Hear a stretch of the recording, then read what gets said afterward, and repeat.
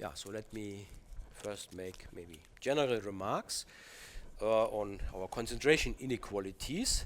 I mean, concentration inequalities are somehow of the form, the following form. So our concentration inequalities are of the form. Yeah, we have an input, and the input are variables which are independent and have some distribution. I mean, we have an input, then we take functions of them, and then we get an output. And of course, we want to control the output. The output is the function of our variables. This should show some concentration. And the input usually are given by independent variables.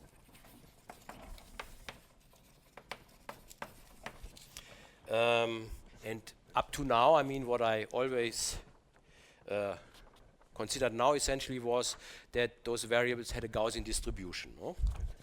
So up to now, they were Gaussian distributions. And of course, that's what we want to generalize. So this can be generalized.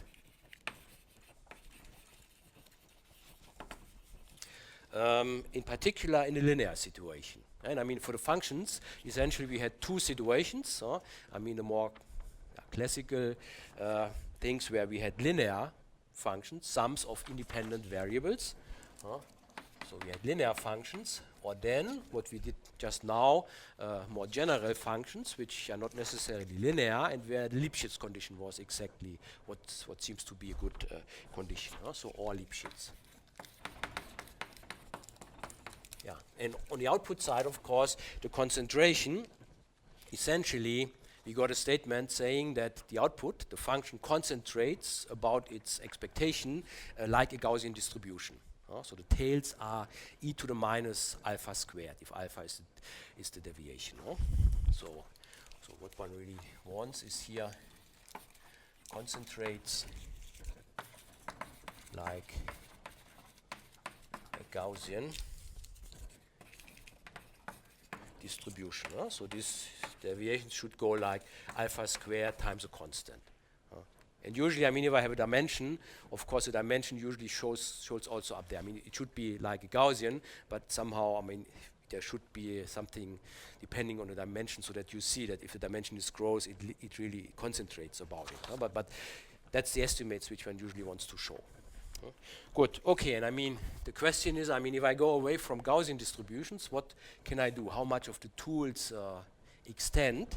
And in a linear situation, actually, I mean, I already said that things extend. Yeah, but maybe I should also say, of course, in all those approaches, what we did was that we really could control this quantity, the expectation of the exponential of lambda f of x. That's really, I mean, it's really just going back to the Markov inequality for this exponential function. And then one has to control this thing. So maybe here the main ingredient in the approach is always the control of the exponential of e to the lambda, and then I have here my function g, which I want to control. Yeah.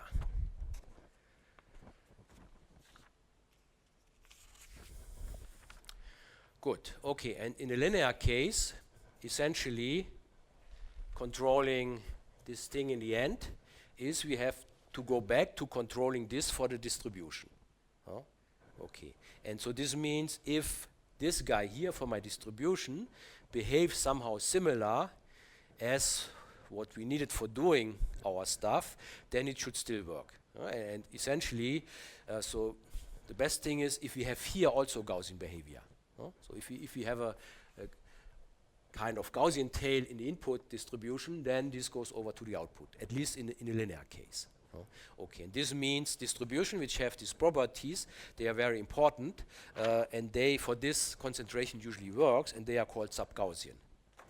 Okay, and then maybe one can also make it a bit, instead of tails which go like e to the minus alpha squared.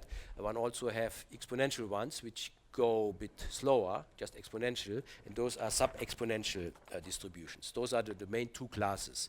Maybe I want just to give a kind of definition, and maybe in the assignments one can see a little bit about their properties. I mean, that's the guys for which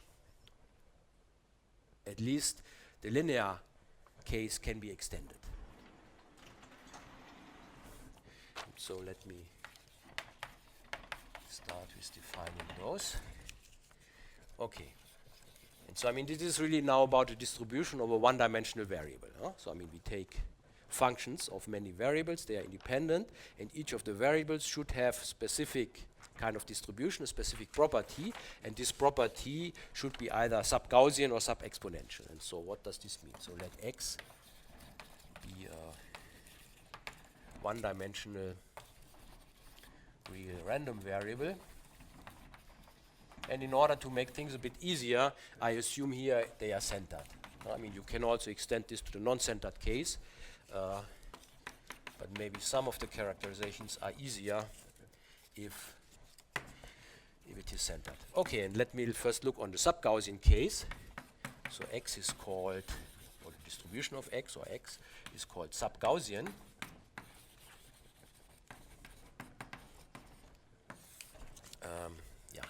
If, and there are different possibilities of how one can characterize this, and in principle I'm just writing down the two main ones, namely essentially saying that the tails of, I'm just saying something about the tails, how they should behave. They should behave like the tails of a Gaussian distribution, and then also equivalent characterization is in terms of the moment generating function, because I mean that's what we always use in our proof, that this should behave like the one for Gaussian, which is e to the lambda squared.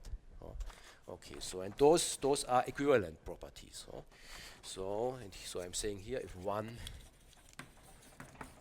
of the following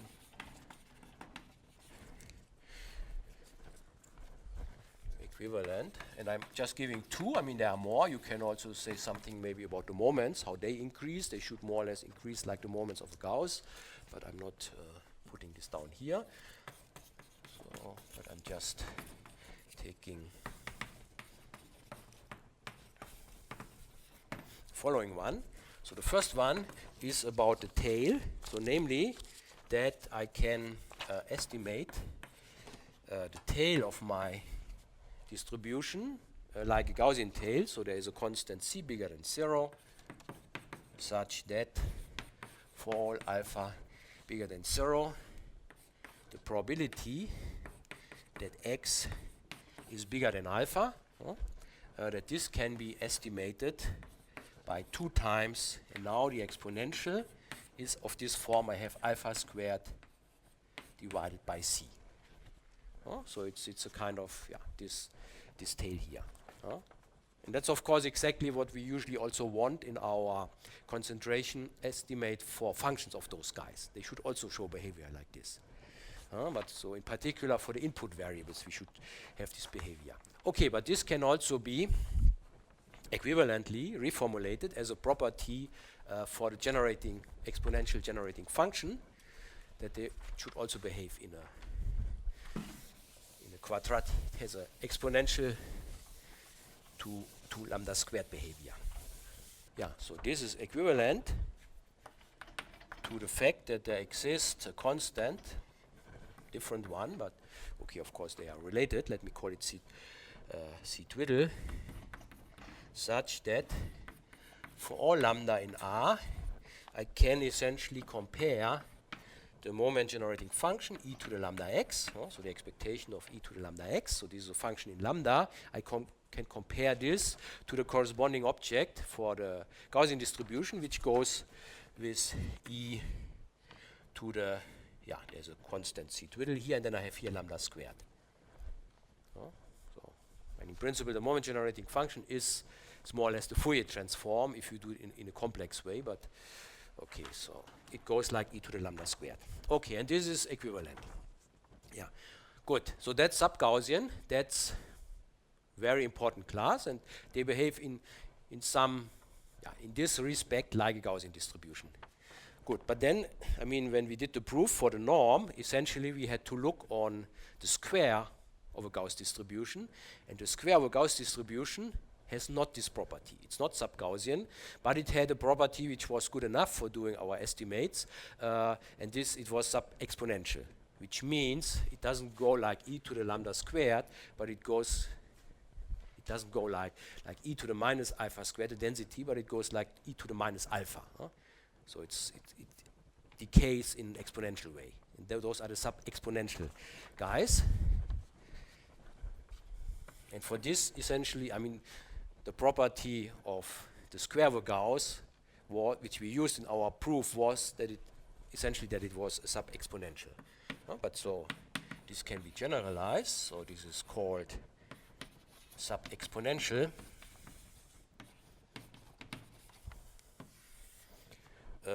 Yeah, if, and again, I'm giving those two properties in this situation. So again, it can be characterized in terms of the tails or in terms of the behavior of the moment generating function. So if one of the following equivalent properties is satisfied. So first of all, the tails are not going like in the Gaussian case, like e to the minus alpha squared, but only exponentially, so like e to the minus alpha. So this means there's again a constant bigger than 0, such that for all alpha bigger than 0, we have that the probability that x is bigger than alpha can be estimated by 2. I mean, this 2 is always coming from the fact that essentially this estimate is two estimates, one on the left and one on the right side. But then we have here the exponential, and now we only have minus alpha divided by c, not alpha squared. Okay, and now this can also be characterized in terms of the moment generating function. But now, okay, you might think maybe I also have there only e to the lambda instead of e to the lambda squared, but that's not the case. And that's not, I mean, if I would have here e to the lambda, then I could not use this for my concentration, because I mean, in the end I wanted to minimize the exponent, and there it's important that I have a lambda squared and a lambda, a quadratic polynomial. Otherwise, there is nothing to minimize. Okay, so I still need something like this, but only a weaker version of this, and this is the following. So there exists a C twiddle, again, some constant, such that I still have an estimate like this, but not for all lambda, but only for lambdas in some domain. So such that for all lambda, which are smaller than 1 over C twiddle, I have the same kind of inequality. E to the lambda x is less than e to the C twiddle squared times lambda squared. Okay, so you see, essentially I have the same estimate like lambda squared, but this is not true for all lambda, but only between 0 and this guy. And maybe if you look back what we did for the square of the Gauss, I mean, there we could calculate this function explicitly, and then we gave an estimate against this, but this was only exploding. Actually, this generating function does not exist everywhere. It existed only up in some interval, and after this it was infinity, but in this interval, not in the whole interval, but in some part of the interval, we could estimate it against this. Okay, and then still we could do our concentration. Okay, and so, you see, this here looks a bit stranger than this one, but that's exactly what we had in this situation, and which is good enough. Okay, and maybe let me give a few examples of this. First of all, of course, it is clear that if I have a sub-Gaussian distribution, this is something stronger than sub-exponential. So I mean, sub-Gaussian is of course sub-exponential, which is very clear. I mean, it's clear from both, but in particular here the second one, I mean, you require for the moment generating function the same kind of inequality, but for the sub-Gaussian you have it everywhere. For the sub-exponential you only have it on a smaller interval. So if you have it everywhere, of course you have it also in some smaller interval.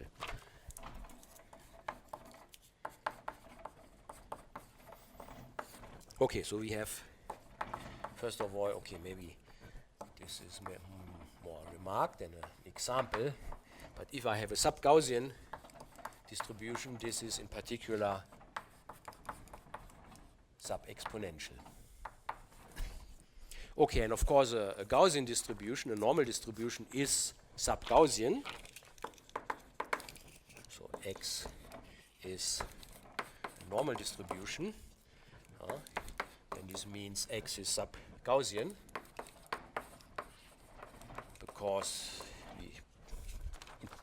we essentially compare the properties with the properties of a Gauss distribution.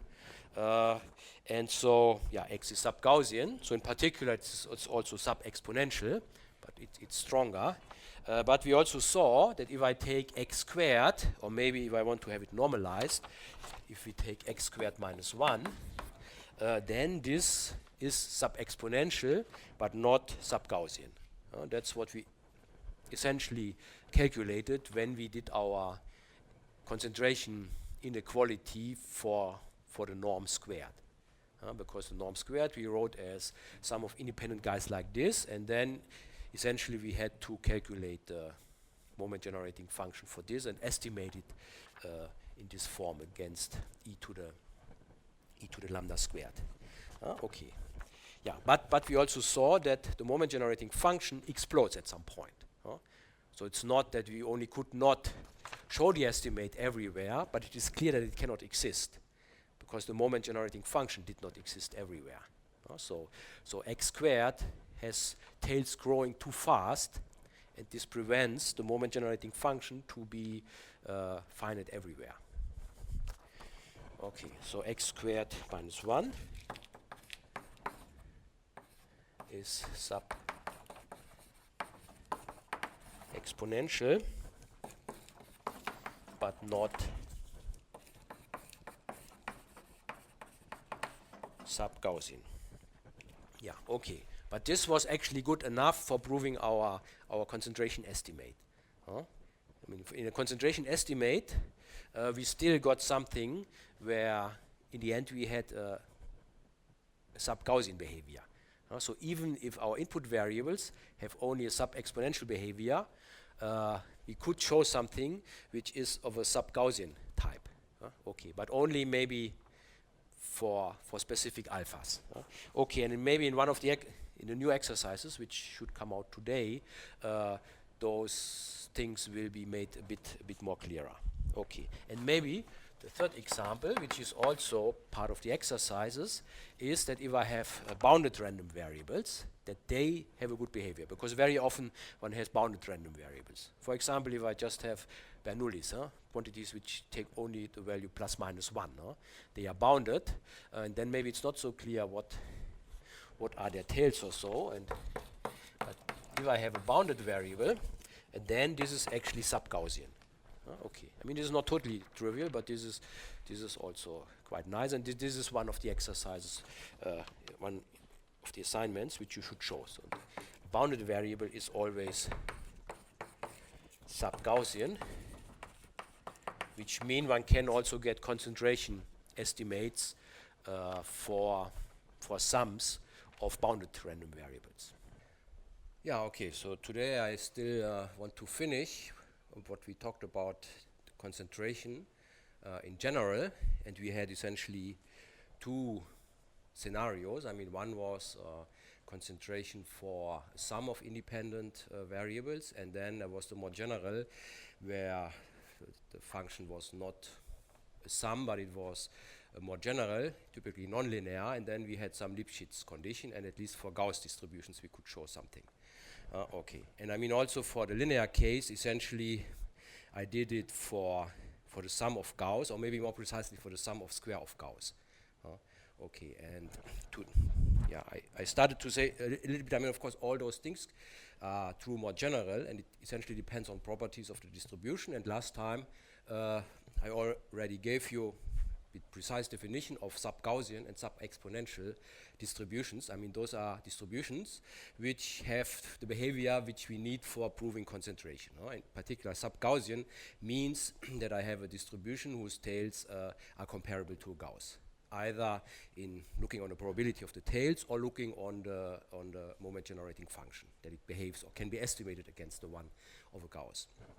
And in this setting, we have this concentration phenomena, at least for the linear case. And maybe I just want to give you the theorem, and maybe, let me give you one precise, the one of Hoeffding, which is for the sub-Gaussian case. So what can we say there? So that's, I mean, I'm not going to prove it, but essentially, I mean, what I did in the case of the norm, this works in the same way. I mean, in principle, you should be able to do it, but let me be pretty precise.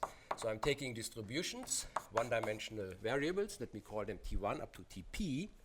So they should be, of course, all we consider as real valued. And they are independent. Okay, and each of them should have a sub-Gaussian distribution. Sub-Gaussian, but I will recall again what this means. Sub-Gaussian random variables.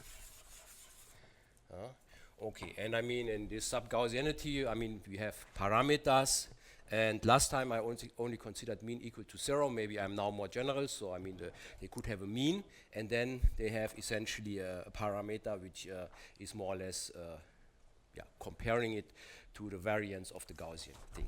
Okay, so there are two parameters for such a distribution in general. So last time I only had one of them because I considered the mean 0 case, but here let me do it more general. So each of them has parameters sigma I and mu I, so for all of them. Okay, and what does it mean? Sub-Gaussian with those parameters. So I can either formulate it in terms of the tails of the probabilities, or let me do it in terms of the moment generating functions, because maybe there it's even clearer. So I'm taking the expectation of E to the lambda Ti, and if they have a mean, I'm subtracting the mean. So this is the moment generating functions. It's a function in lambda.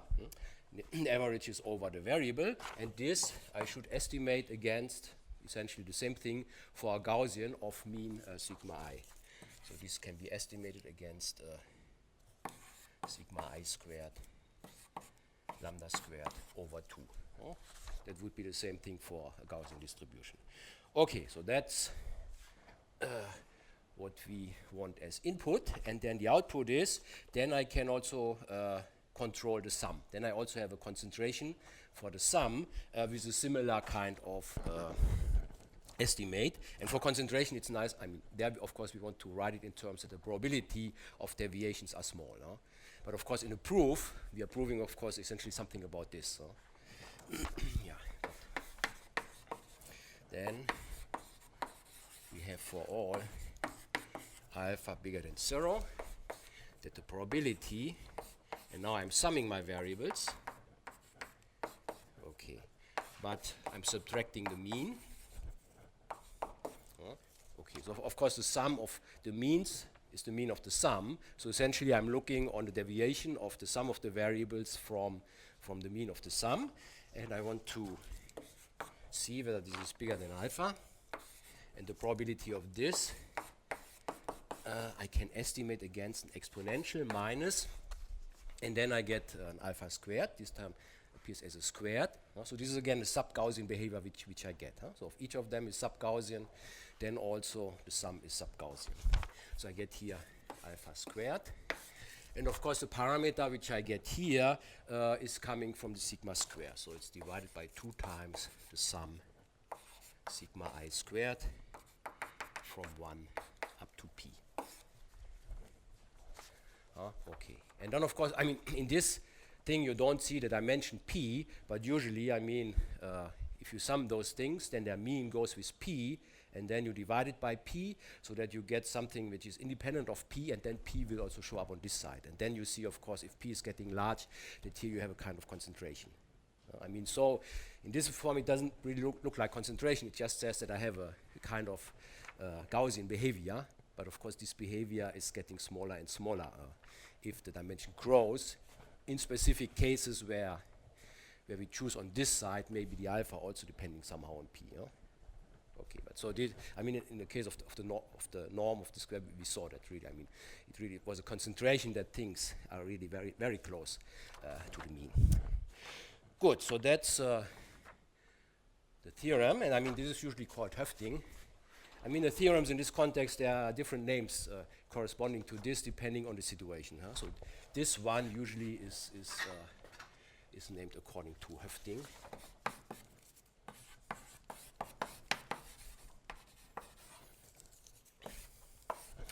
Okay, and then maybe for sub-exponential, so if I make the assumption that my random variables are not sub-Gaussian, but only sub-exponential is a weaker condition, then one still has a kind of concentration, but it's a little bit more complicated. In particular, because you have two different concentrations depending on small or large deviations. And maybe I don't want to write it down precisely. I mean, in a new assignment, there is something which goes in this direction where you prove things like this more precisely. But so let me just put it here as a remark. What is the qualitative behavior there? So for sub-exponential distributions, there is also a similar statement. There is a similar statement. And this is then usually called Bernstein's inequality.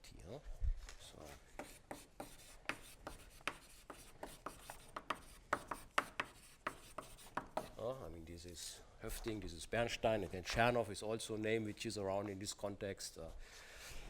Okay, but anyhow, so I don't want to write down explicitly what Bernstein is, but I just want to say that essentially it gives you two different types of behavior estimates. Namely, in one, for small alpha, you have it like this with an e to the minus alpha squared, and for large alpha, you have a behavior like e to the minus alpha. So this means, I mean, if you put, here you put in sub-Gaussian distributions, and you also get sub-Gaussian for the sum. Okay, so you would expect maybe if you put in sub-exponential thing, you should also get sub-exponential. And that's true for the large deviations, but for the small one, you get even something better, namely you still get sub-Gaussian. And that was what we did for the norm, because I mean the norm, the t squared, is only sub-exponential, but still we saw a kind of sub-Gaussian concentration. But only because we looked on small deviations. Okay, and in assignments you are asked to complement this by the precise property for what happens for large deviations. Here I only want to give you the qualitative picture. But then one has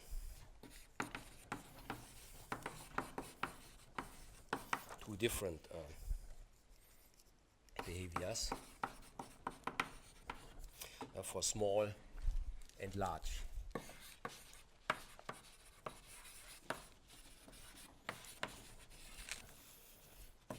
Deviations from the mean, no?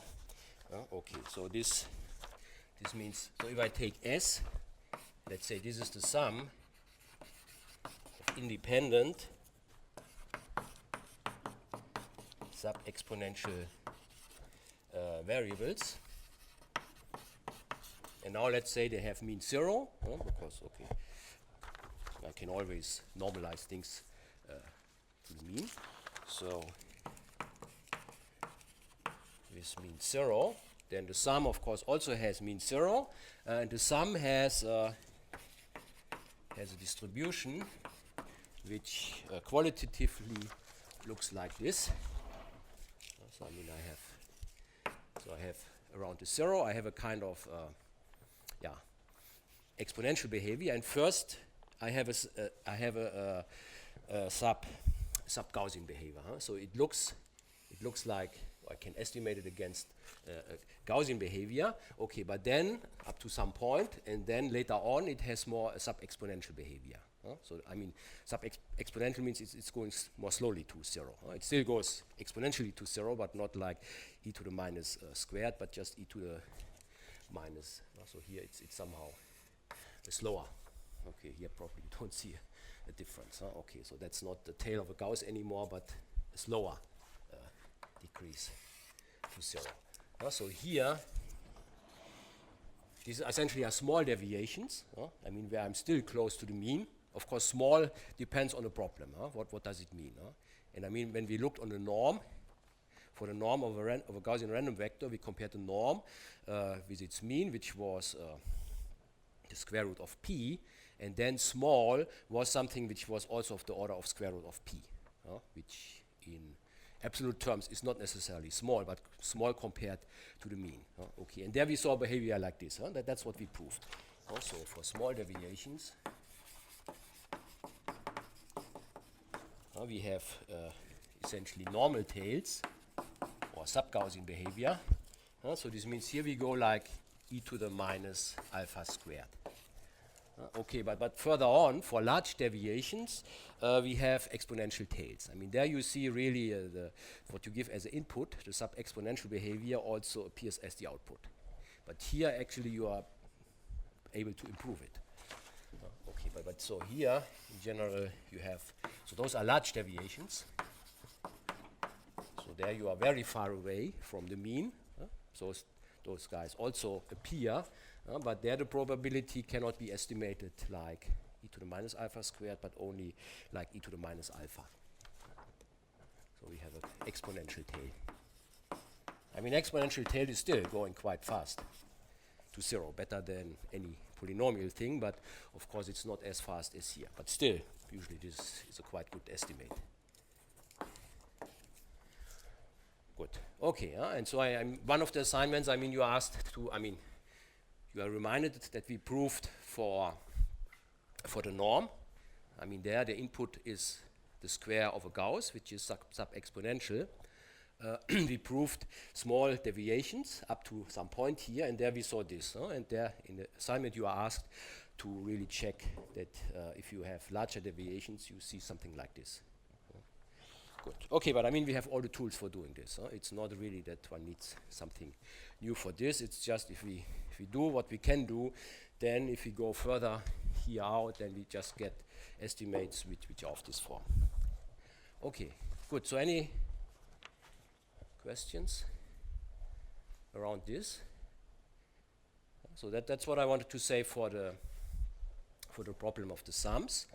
So there actually, I mean, sums of independent variables, there we can deal with quite a big class of distributions for the individual variables, sub-exponential or sub-Gaussian. And we get essentially all those concentration inequalities. Good, but then we also had the nonlinear case, the Lipschitz function case, and this we proved exactly for the Gaussian case. And there in the proof we saw, I mean, the proof we gave was just made for the Gaussian case. There's no possibility to extend this proof to more general situations, and in particular, you can also not extend the theorem in this form to more general situations. If you want to have other input distributions than Gauss, you need more assumptions. Okay, and there is a quite famous theorem of Talagrand, which makes it more general, but then you have to put in more assumptions, and the main assumption there is convexity. Okay, so I mean, Lipschitz functions don't have to be convex.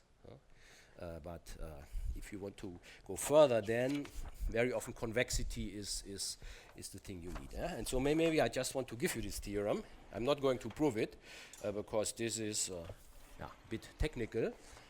Probably we could do it with our tools, but it would be quite technical and take some time. So I just want to give the statement so that you have seen this. So this is according to Talagrand, who did quite a bit in this direction and more. I mean, I'm only giving maybe the basic version of this, and I'm giving the version, let's say, for where my distributions are bounded. I mean, if I have a random variable which is bounded, then its distribution is sub-exponential. That's also something which you should prove in the new assignments. Okay, so in the linear case, this is a situation which you can deal with. Okay, but here, I mean, the sub-exponential feature of this does not allow to get the same result as for the Gaussian case, but we need something more. Okay, but so let me see. This is Talagrand concentration inequality.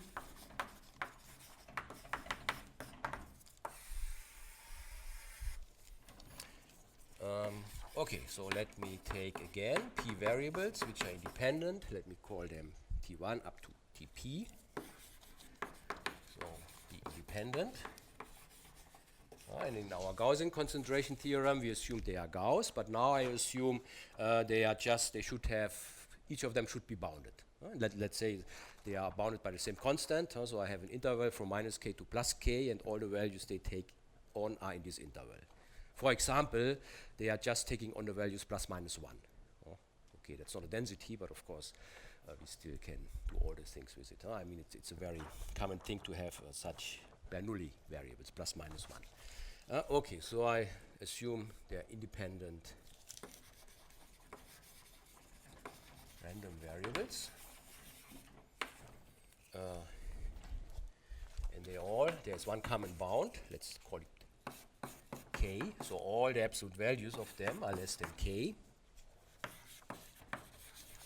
for all I from 1 up to p for some constant k, of course bigger than 0. Okay, now I consider a function, and again I need the Lipschitz condition. I mean, I need some control that, I mean, small variations of the variables only give me small variations in the value of the function. So I assume a Lipschitz condition. So let f, so this is a function on my p variables, which takes on values in R. So this should be Lipschitz with Lipschitz constant L. So it should be L Lipschitz. Okay, and that was what we required in the Gaussian case, but now I need something more, and now I have to assume that the function is also convex. Okay, I mean, last time I defined convexity for a function from R to R, but of course, I mean, also functions from Rp to R. Convexity should be clear as the same. Okay, and in this situation, I have more or less the same concentration, or let's say sub-Gaussian behavior of this function. So then, for any alpha bigger than 0, I can estimate the probability of, let's say, a vector of the vector x, t1 up to tp. This is the guy which I'm putting in my function, and then I'm checking whether the value of my function is far away, further than alpha, from the expected value. So I compare this to the average, the expected value of my function, weighted with their probability distribution, so that this is bigger than alpha, and maybe I put here also the k, then it, I could also put it on the other side, but let me put it here, because k is somehow the scale on which I should compare things. Okay, so the probability that I'm further away from the mean by such a quantity can be estimated by the usual thing. I mean, there's a constant c1 times the exponential, and then I have here minus another constant c2, and here I have alpha squared divided by L squared. Okay, and I'm not going to give those constants. They are universal constants, so they don't depend on the function. But anyhow, usually in the proof, you also at some point you make some general argument that there is a constant, but you don't bother to make it too explicit, because it doesn't make a big difference what kind of constants you have. The main behavior is that you have here the alpha squared, and of course you want to see the dependence on the Lipschitz constant, because very often if you compose functions or you have complicated functions built out of simpler one, you see how the Lipschitz constant changes, and it might also depend on the dimension or so. So, I mean, you should know this. Good, okay, so that's Talagrand. And yeah, I mean, one can show that one really needs convexity. So even if you have, for example, plus minus 1 random variables, I mean, there are examples, but not so explicit that we could make a nice assignment out of it, or at least I haven't really found a nice way of seeing it in numerical simulations. But I mean, there are examples which you can write down somehow, which show that you can have a one Lipschitz function such that if you apply it to those plus minus 1 independent variables, it doesn't show concentration like this. So one has to be careful. I mean, convexity, of course, is a bit tricky, because if you are thinking about our neural nets, I mean, neural nets as functions, they are composed of linear mappings and our non-linearities, and those things are usually Lipschitz. And if I compose Lipschitz stuff, it's still Lipschitz. So this means I usually can assume that my neural networks, the functions, are Lipschitz functions. But of course, in general, they are not convex.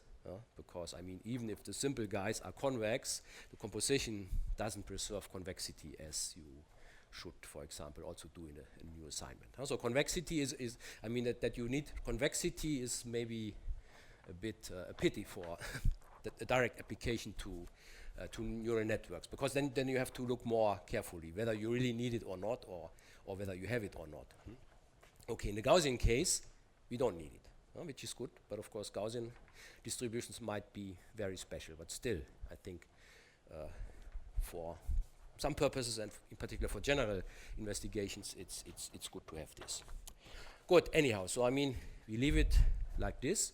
Now we finish this, and now I want to go over to random matrices, because yeah, random matrices are, of course, I mean, matrices, yeah, random matrices are showing up very canonically in our neural network, maybe even in two versions. I mean, one of them is that if we put in our datas, and if we have several copies of the datas, then we put them into a matrix.